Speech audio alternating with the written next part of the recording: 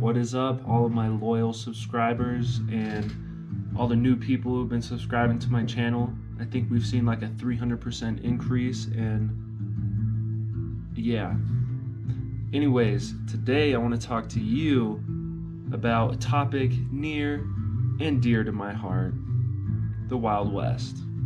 So, Wild West was not won, it was lost. Now, this may run contrary to every single thing that you believe, but I assure you that it's true. So, stay tuned and I will go into the reasons why the West was lost and not won. So, the popular saying is that the West was won, but won by whom? Now, history is written by the victors. And who were the victors in this instance? The American people, maybe? Were the American people also losers? Clearly, the Native Americans and Mexicans who occupied the West were losers. But what Americans don't really understand is that Americans lost too. It wasn't just a victory for America. There was a losing of an entire way of life. And let's jump in. So prior to the ending of the Civil War, the West was largely unpopulated by American citizens. Obviously, we had people living in Colorado, Texas, Louisiana. We had some people in Arizona, New Mexico, California. California was actually a really big state and had quite a few people. Nevada was very limited. Same with the rest of the West, Montana, Idaho, very limited. But after the Civil War, we see an influx of American citizens in this idea called manifest destiny. Now, this manifest destiny is a widely debated historical topic because there's this thing called the Frontier Thesis. Now, the Frontier Thesis has been challenged and debunked by a lot of historians, but in the average American man's view or woman, the Frontier Thesis is what rules the day. So here's what the Frontier Thesis is. According to the definition that I found on the internet, the Frontier Thesis is created by Frederick Jackson Turner, and it reads as such. The Frontier Thesis was formulated in 1893 when American historian Frederick Jackson Turner theorized that the availability of unsettled land throughout much of American history was the most important factor determining national development. Key problem with that statement. Frederick Jackson Turner said that the land was unsettled. However, we know, looking back through historical lenses, that the Native Americans and Mexicans populated a lot of the Wild West. And so, in reality, with the influx of American citizens in manifest destiny pushing onto these unsettled lands, we are displacing ways of life of Native Americans and Mexican people. And so this is how the West could be lost. For the sake of this video, I will talk about how the Wild West was lost for the Mexicans. The narrative about the Native Americans is pretty widely talked about. So if you're interested in that, you can just YouTube it and find out more. But for the Mexican people, they largely had hide and tallow trades of beef. Now, the Mexican people had a thing called the Vaquero. The Vaquero was extremely beneficial and popular for Mexican citizens to become. Vaquero meaning Mexican cowboy. Now, these Mexican cowboys, they had hide and tallow trades all throughout California. They had them in Texas. They had them in New Mexico and Arizona. And largely the Wild West was based on cattle. For the Mexican system to work, they had to produce cattle. And part of the reason why it was so easy for Americans to come in and challenge Mexican authority in these areas was because the population was small. They largely had a lot of cattle, but not a lot of people.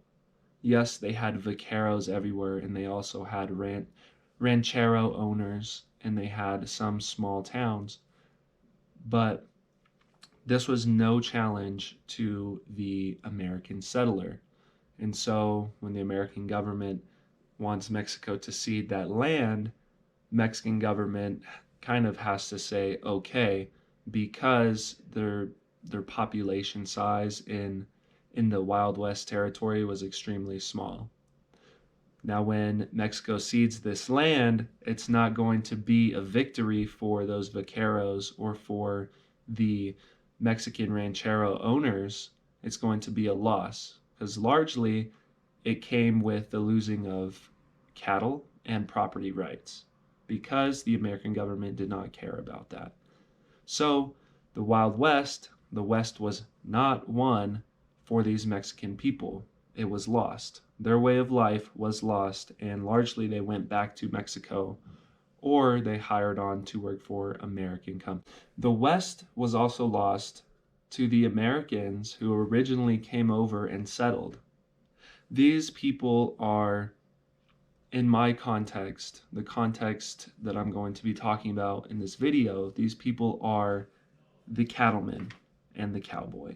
We all know that the cattle drives happened immediately after the Civil War and ended in roughly like 1901. This is considered the golden age of the cattle drives. It's also considered the Gilded Age of America. And this is where the legendary figure of the cowboy is born. Now, they created an entire economic system that produced millions of dollars, that created boom towns throughout the West: Dodge City, Abilene, Kansas City. These cities were created solely for the cattle drives. Of course, there was a small population there prior to the cattle drives, but after the drives, they exploded. And this cowboy way of life, this was lost with the ever-increasing pressure from population from the east moving west. The cattle drives required enormous amounts of free, unoccupied land to survive.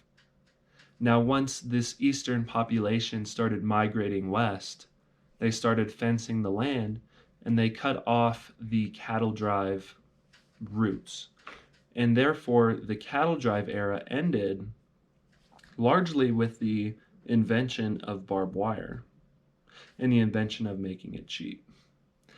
And so this way of life, the cattle drive era, ended. This was a losing prospect. This was not a victory for the people who were trying to do it in the late 1800s, specifically 96 to 1900. So this was a victory for the eastern populations, not for the western population already living there. In other words, they lost the battle. And this legendary time period where the legendary mythical cowboy is born, this cattle drive era cowboy, is continuing to be lost. We see it today in multiple forms. Let me jump into those and describe to you how the West is still losing today. You hear it all the time. Ranches are going under. There's constant jokes about how you can become a rancher and lose money. And basically, you have to take out a loan and keep doing your business. This is obviously a problem for the Western way of life. But this was not always the case, you know. This was not the case during the cattle drive era. This was not the case in the early 1900s. This has been going on since probably the 1950s with the advent of suburbs and the Western boom. So here's how this is continuing today. People in the West, ranchers specifically, and cowboys, they are being displaced by Eastern people and people moving in from California and Oregon and Washington. Just that West Coast strip and the East Coast. They are converging upon the West, and they are squeezing the life out of Western people. They want to implement their rules that they had back home.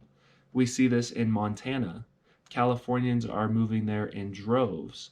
They get to Montana and they vote for the same people that they voted for in California, that they wanted to leave behind anyways.